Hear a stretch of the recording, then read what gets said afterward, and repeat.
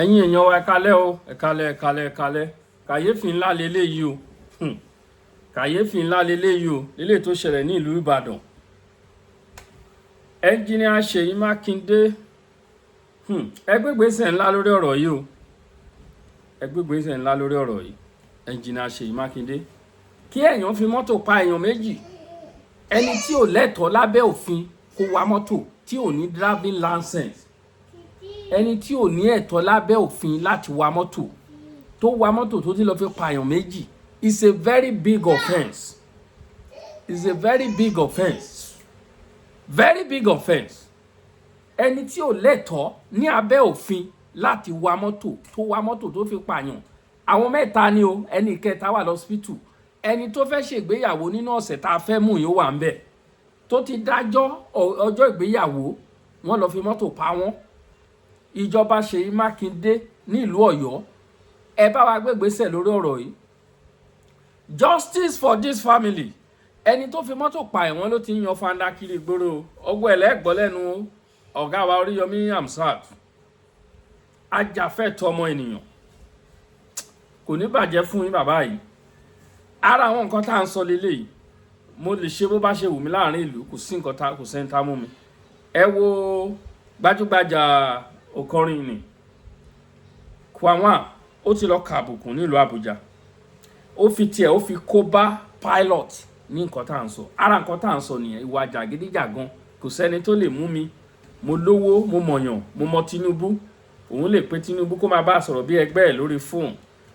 ó ti kàbùkùn nísìn. orúkọ àwọn ọmọ Yorùbá ni wọ́n máa dá o, ṣùgbọ́n olúkálukú ló lórúkọ bàbá tiẹ̀. lóòótọ́ Yorùbá lájọ jẹ́, a kì í jọ ń jẹ́ the same surname. gbajúgbajà tí àwọn èèyàn mọ̀ káàkiri orílẹ̀-èdè àgbáyé tó ń kọrin kó àwọn Wasiu Àyìndé, wọ́n ti ban ẹ̀ for good 6 months, kò lè kúrò ní Nàìjíríà. tó bá ní eré l'Àbújá bó ṣe wọ̀n á wọ mọ́tò ni o, bí èmi àti rẹ̀ ṣe ń wọ mọ́tò lórí páńpẹ́ ikú àwọn Boko Haram, á wọ mọ́tò lọ Àbújá ni. bí ó bá ṣe bẹ́ẹ̀ kò ní kúrò lÉkòó àbí kó wà níjẹ̀bú Òde níbi tá ti máa kọrin bẹ̀. ó ti kàbùkù. irú ẹ̀ náà làwọn irú eléyìí, torí pé olówó lọ́wọ́ ó mọ̀yàn, kò sẹ́ni tó lè mú ẹ. ẹ jẹ́ ká lọ wo fọ́nrán ọ̀hún láláì fàkókò wa ṣòfò. Oriyomi Hamzat, ẹ kú iṣẹ́ takuntakun, mo jẹ́rìí ẹ. You will see the end of this matter. I trust you and God is behind you. You will never fail. You will keep going higher in Jesus' name. ẹ jẹ́ ká lọ wo ohun tí Oriyomi Hamzat tó ń gbé wá nìyẹn. ẹ ṣeun gan, ẹ bá wa share, kẹ́ comment. Thank you.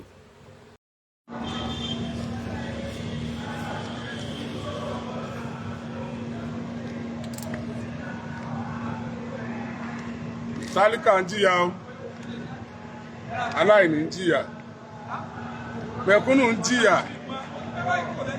mo ṣe ọ̀pọ̀lọpọ̀ nǹkan tó yẹ kí n ṣe kọ́rọ̀ yìí má já síbi tó já sí láàárọ̀ kùtùkùtù àná, ṣùgbọ́n ó já síbẹ̀, a sì lè dákẹ́.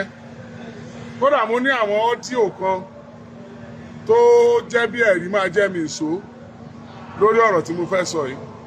nǹkan tí mo mú lọ́wọ́ yìí, charges ni àwọn ọlọ́pàá ni wọ́n kọ.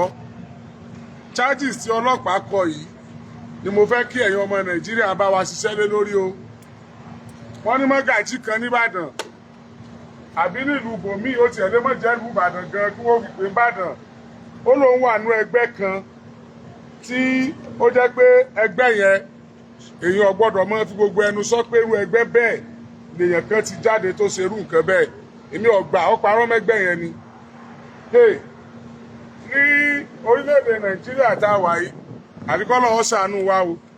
tẹ́ bá wo àkọlé ọ̀rọ̀ tẹ́ ń wò yìí, mo sọ pé tálíkà ń jìyà, tálíkà kúùyà, aláìní kúùyà, aráàlú kúùyà, ẹ tí ò léèyàn kúùyà. ọmọbìnrin kan ní àwọn òbí ẹ̀ náwó lé lórí, gẹ́gẹ́ bí kálukú ṣe náwó lọ́mọ tiẹ̀ náà lé lórí pé kó wọ́n jẹun ọmọ. orí ọ̀kadà ló wà ní. àwọn èèyàn ìkẹta ń kọ́.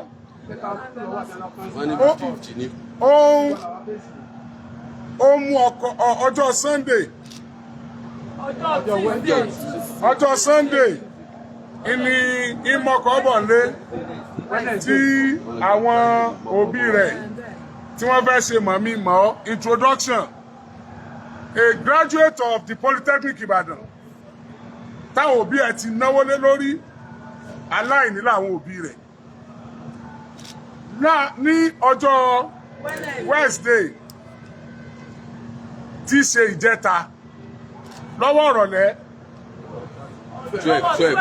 aago méjìlá ní ọwọ́ aago méjìlá ọ̀sán lágbègbè Ìwó Road nìbàdàn àwọn mẹ́ta ọ̀tọ̀ọ̀tọ̀ inú ọkùnrin kan tó jẹ́ olówó tó jẹ́ ọlọ́rọ̀ tó jẹ́ èèyàn ńlá láàrin ìlú tó lè máa bọ̀ kílẹ̀ ọmọ mi tí ọ̀sẹ̀ tí ó mú sí inú ọwọ́ mọ́tò lọ bá àwọn ọmọ mẹ́ta ó sì fi mọ́tò cross wọn ó gbá wọn ó tẹ̀ wọ́n mọ́lẹ̀ ọmọbìnrin tó mọ́kọ́ bọ̀ nílé lọ́jọ́ Sunday yìí ó kú lójú ẹsẹ̀ ìkejì náà kú wọ́n du ìkẹta wọ́n gbé lọ sí ilé ìwòsàn ní ìkẹta wà lórí yóò kú yóò yè báyìí ẹ̀wà mọ tó bà nínú jẹ́ jù ní pé ẹni tó wa mọ́tò yẹn kò láǹfààní àti wa mọ́tò lábẹ́ òfin nítorí pé kò ní driver's license lásìkò tó wa mọ́tò yẹn lẹ́yìn tí wọ́n du ẹ̀mí àwọn yẹn tẹ́ pé àwọn méjì ti kú tán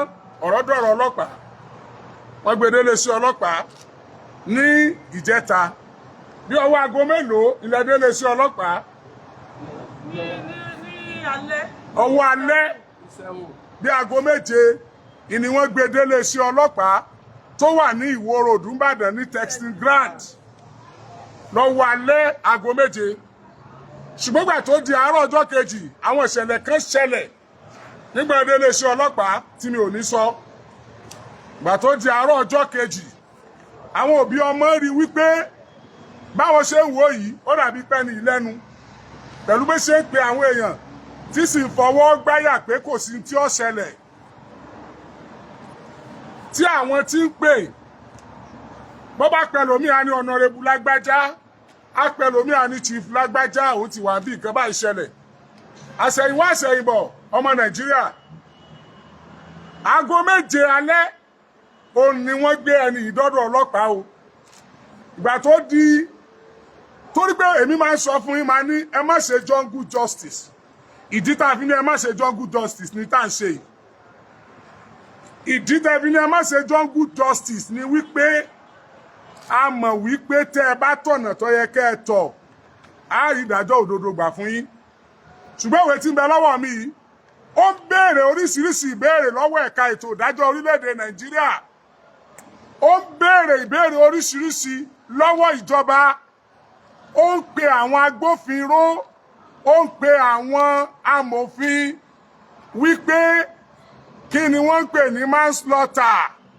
kí ni wọ́n ń pè ní murder kí ni DPP wà fún ẹjọ́ wo ó ní májísírèètì lágbára àti dá ẹjọ́ wo sì ni májísírèètì ní ó lágbára àti dá kò yé wa mọ́ o mo sọ̀rọ̀ kẹ́ńjọ́ ní mo ní kọ́lọ́ wọn ṣàánú wa pẹ̀lú ẹ̀ka àwọn agbófinró orílẹ̀-èdè Nàìjíríà bí àwọn tó dá àṣepọ̀ tó ń bẹ̀ bẹ́ẹ̀ ni àwọn kan bẹ́ẹ̀ tí wọ́n bẹ̀rù Ọlọ́run rárá màá ka tó wà lọ́wọ́ mi yìí I could remember vividly the first time in the year 2017 that I had issue.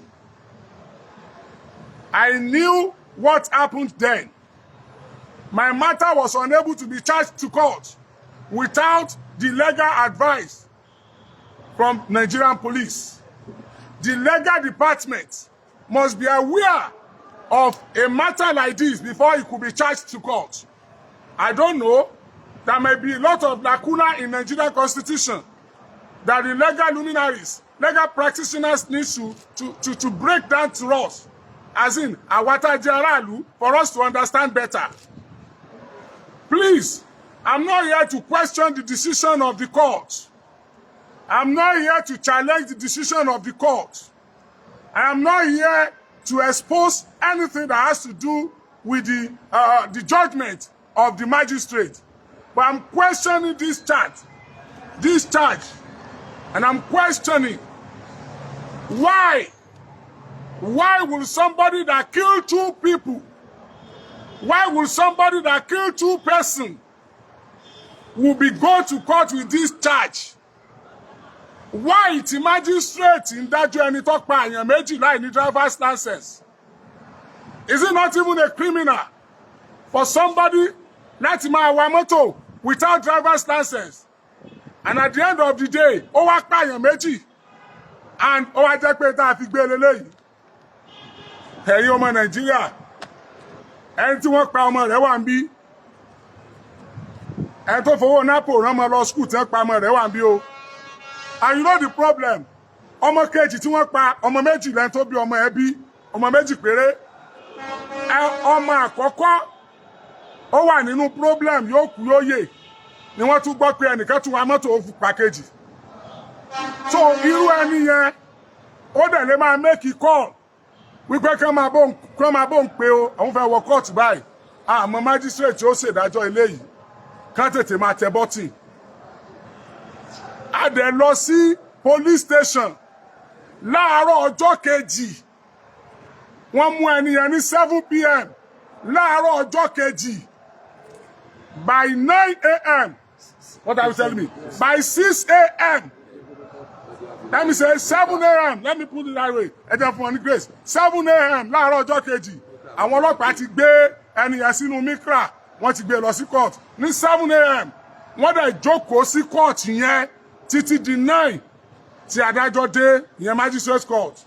Níbàdàn north east. Níbàdàn north east. Investigation mélòó lọ́lọ́pàá ti ṣe? Kí ló ń kọ́ ọlọ́pàá lójú? Kí ló ń kọ́ ọlọ́pàá lójú? Investigation mélòó lọ́lọ́pàá ti ṣe? Tẹ́bí sáré rọ́ṣẹ̀ lọ sí court láàárọ̀ ọjọ́ kejì. Kí ló ń kọ́ ọlọ́pàá lójú? Ẹ wá já béèrè irú charge wo náà fi wá gbé ẹni yẹn? Lẹ jẹ́ kí n ka charge. Charge ni mo fẹ́ kà fún yẹn ọmọ Nàìjíríà o. Ẹni tó pààyàn méjì láì ní driver's license tí ó sì tún já wípé ẹnì kẹta wà ní ẹsẹ̀ kan ayé ẹsẹ̀ kan ọ̀run nítorí pé aláìní làwọn tọmọ wọn kú ní ò question ilé ẹjọ́ lẹ́ẹ̀kan sí ṣùgbọ́n wọ́n faraàlú ní report charge táwọn ọlọ́pàá kọ. I communicated the PPRO Oyo State Police Command. He spoke very well, very intelligent man.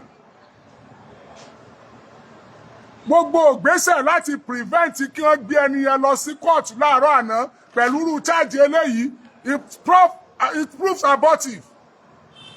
It proves abortive. Àwọn ọlọ́pàá yẹn go ahead pẹ̀lú charge eléyìí fún ẹ̀tọ́ pààyàn méjì. Ẹ mọ̀ gbọ́ o, kò fi mọ́tò gbá yẹn o, kán lẹ́ni yẹn fẹ́ kú o, kì í ṣe pọ́ kéèyàn lẹ́sẹ̀ o, kì í ṣe pé mọ́tò méjì gbára wọn o, ẹ máa gbọ́ charge o. The Chief Magistrate Court, Oyo State of Nigeria, in the Ibadan Magistrate District, holding at Ibadan Northeast, Iwo Road, Ibadan. Charge number 062MY 2025. Commissioner of Police versus Ogunsesan Samson, male, 59 years. That you, Ogunsesan Samson, male, on the 6th of August 2025 at about 12:30 p.m. at along Iwo Road, Ojo Express Road, Ibadan, in the Ibadan Northeast Magistrate District, being the driver in charge of one Lexus X6 460 with registration number YAB 772EH, drove in a dangerous manner and caused the death of Abimbola Saki, female, age 22 years. Akisola Israel, male, age 27 years, and thereby committed an offense contrary to Section 18, punishable under Section 81 of Road Traffic Act Cap 145 Law of Oyo State, Nigeria, 2000, Traffic Law.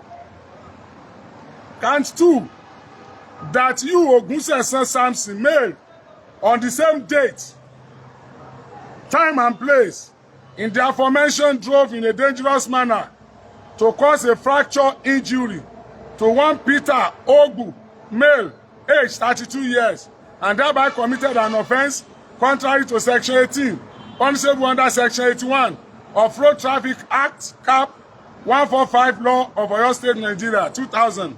Count 3, that you, Ogunsesan Samson, male, on same date, time and place, in the aforementioned magistrate district, and drove on Lexus 6 X460 with register number YAB772 EH on public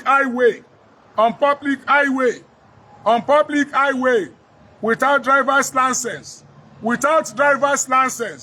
and thereby committed an offence contrary to Section 7, subsection 1 of Road Traffic Act Law of Oyo State, Nigeria, 2000. Ẹ̀ṣẹ̀ tó mú date of arraign 7th August 2025.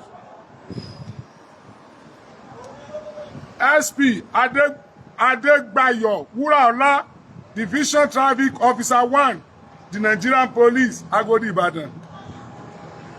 Traffic officer. Ìlọ yẹ kó gbé irú ẹjọ́ ìlọlé ẹjọ́. Ẹni tó wa mọ́tò tó pààyàn méjì tẹ́ fi traffic offence gbé. Ẹni tó wa mọ́tò láì ní driver's license tó pààyàn méjì tẹ́ fi traffic offence gbé. Kí lẹ ní kí adájọ́ dá nígbà tí ọlọ́pàá ti bà kéèsì jẹ́ kó tó déwájú adájọ́.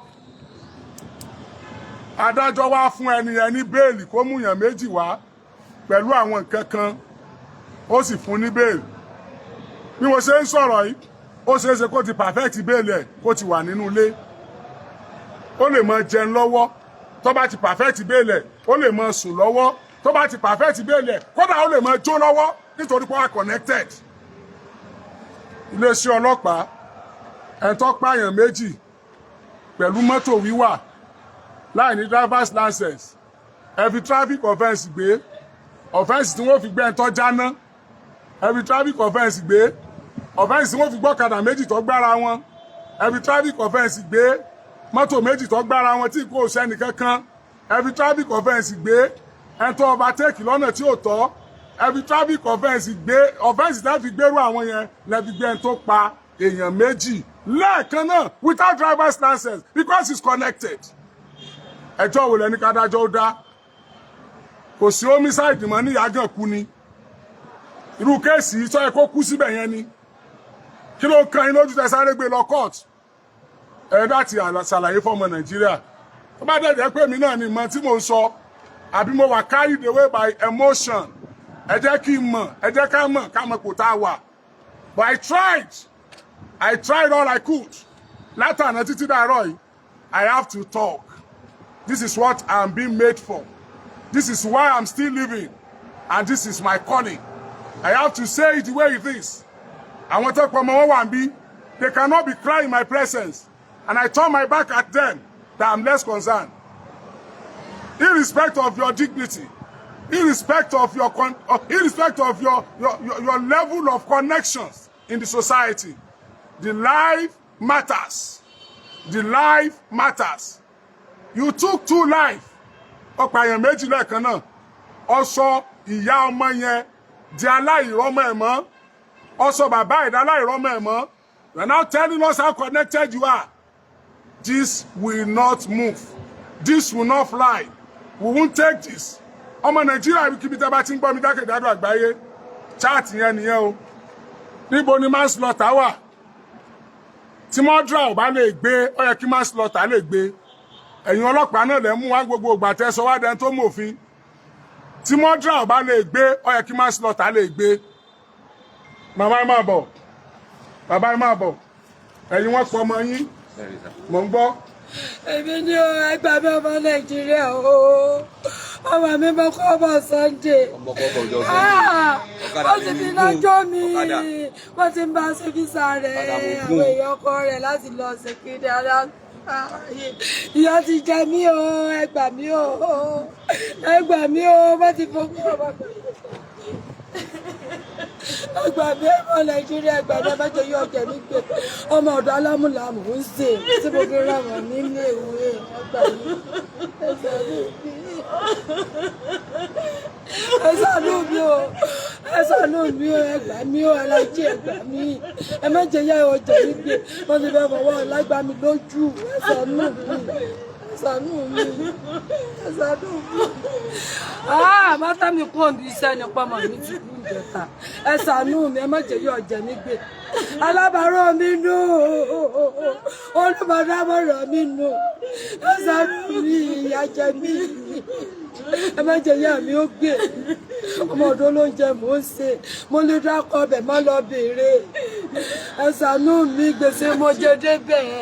kẹwàá wọn wo obìnrin tí ó sáré gbé kéèsì lọ kóòtù yìí tọkọ ọrú chájì rádaràda ìfẹ́ tó pààyàn méjì obìnrin ló náà o ọ̀sẹ̀ tí ọmọ ibi tí obìnrin kọ̀dí sí bímọ ká tó sọ pé kí aboyún kọ́kọ́ ìdí sí náà o obìnrin ló náà o kò dúró dé DPO rẹ̀ ó ti sáré gbé mọ́tà yẹn lọ kóòtù pẹ̀lú chájì rádaràda yìí nígbà tí mọ́tò méjì gbára wọn tí àwọn tọ́rọ̀ bá tiẹ̀ ṣẹlẹ̀ sí ò bá lè interpret charge ṣé wọn léèyàn ni àwọn ènìyàn sunkún débi òru àná ni mo bá àwọn ìyá yìí bí tí wọ́n sunkún tán gbéra yìí lẹ̀ òru àná ni mo bá wọn bẹ̀ you know the funny thing gbogbo recordings tí àwọn family ọmọ tí wọ́n pa tí wọ́n ṣe tí wọ́n fi dé police station ọlọ́pàá gbà lọ́wọ́ wọn ó dẹ̀ delete it from their phone ó gba phone lọ́wọ́ àwọn ẹbí victim ó dẹ̀ delete ẹ̀ kódà ó tún sọ fún wùmọ̀ yẹn pé òun lè lock it up police station ìdí àpẹ̀mbí texting grand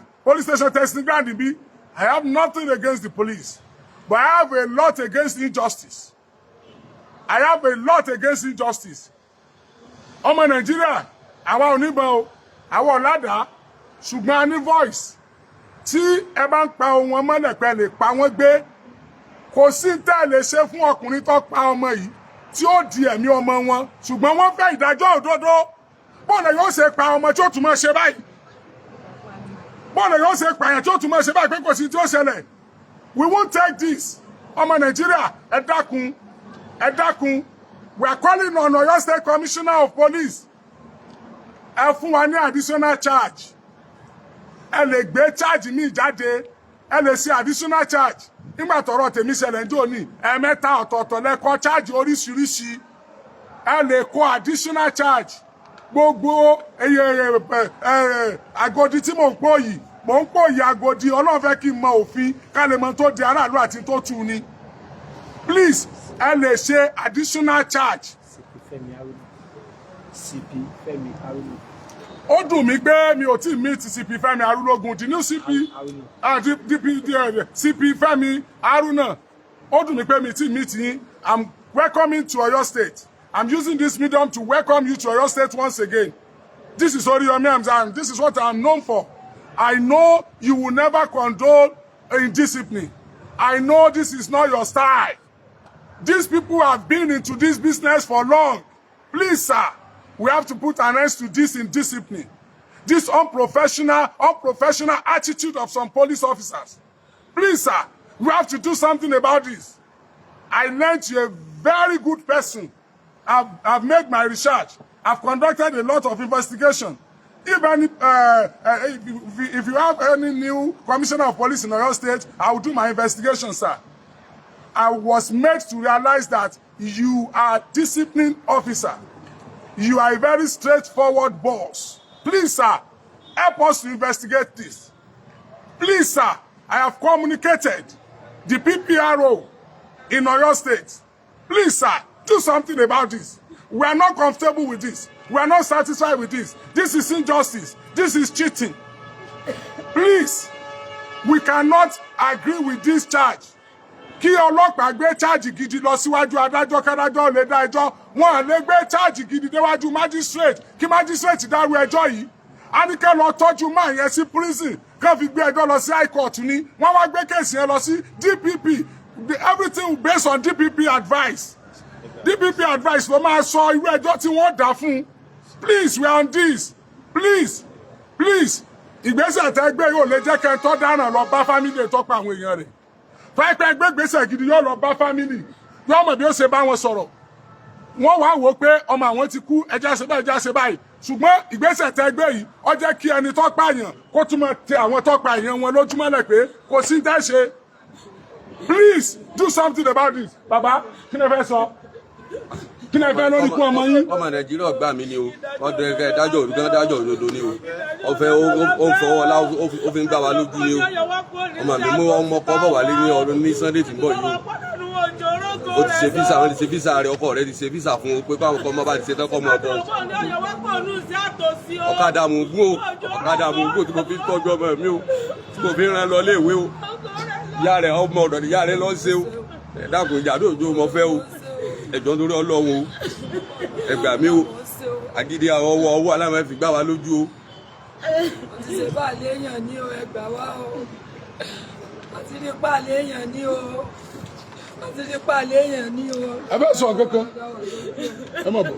Ìdájọ́ òdodo lábẹ́ o. Àti bàbá òde ọ̀yọ́ wá kó òlù sí àkòsí náà wá ní o. Àti bàbá ẹ̀ ní o. Ẹ dákun ẹ gbà wá o. Ẹ ṣàánú wá o. Ẹ mú jù wọ́n fi ìyá ìjẹ wá gbé o. Kọ̀ǹkọ̀ kádà. Kòkó wọ́n tẹ̀sẹ̀ ló fi rìn tí ẹ fi pa ọ̀pọ̀ ẹ̀rẹ̀ dákun ẹ ṣàánú wá ìyọ̀ wá kó lóhùn wàhálà táwọn wá ìyọ̀. Ẹ dákun ẹ̀yọ̀ wọ Nàìjíríà ẹ ṣàánú fún wa o. Ẹ ṣàánú fún wa sínú ọ̀pọ̀ orí rẹ̀ yọ kúrò ọmọ tèmi náà. Tọ́lá ẹgbẹ́ mi ní ọ̀padà dùn. It's all right. It's all right. It's all right. Àtijẹ́ta náà ti wà lórí ẹkún dìsìn. Àtijẹ́ta ni wọ́n ti wà lórí ẹkún dìsìn. Gbogbo ẹni tí ó bá ní fojú sunkún ọmọ kò ní sọ wípé ẹni tó pa ọmọ ọlọ́mọ òun ó daṣọ bò lásìkò ìgbà náà. Ẹni tí ó bá wò pé òun ó daṣọ bò ẹni tó pa ọmọ ọlọ́mọ òun náà fojú sunkún ọmọ tiẹ̀ náà ni. Tó bá ní káwọn tó ní káwọn tó bí ọmọ kó ọmọ jèrè ọmọ. Oh, òun náà bímọ òun náà fojú sunkún ọmọ rẹ̀ ni. This is not done. We cannot take this. Enough of this madness. Enough of this stupidity. Because you have pen. Because you have a seat that the authority has already constituted for you. That is your òdodo. But when you get there, you use that particular position, that particular pen, that particular uniform, that particular seat. Láti máa oppress àwọn kan, Ọlọ́run ò ní gbà. Àwa náà dẹ̀ ní gbà. Ọmọ Nàìjíríà ó dọwọ́ yín o. Ọmọ Nàìjíríà bá ṣe máa jà ní ta fi máa jàre o. Bá ṣe máa bẹ̀rẹ̀ rẹ̀ o tán lórí Yomi Túndé o. Àmọ́ra rí, ṣùgbọ́n àmọ́ra rí. Tọ́ra àjọ belong sí kankan náà. A belong sí grassroots level. A belong sí igun aráàlú táwọn kan yàn jẹ. Ẹ dákun torí Ọlọ́run. Ẹ̀yin agbófinró. Ẹ jọ̀ọ́ ẹ bá pera yín o. Ẹni rẹ̀ pọ̀ nù yín o. Èèyàn dáadáa pọ̀ nù yín o. Kí obìnrin tí wọ́n ń pè ní SP Adégbáyọ̀ Wúràọlá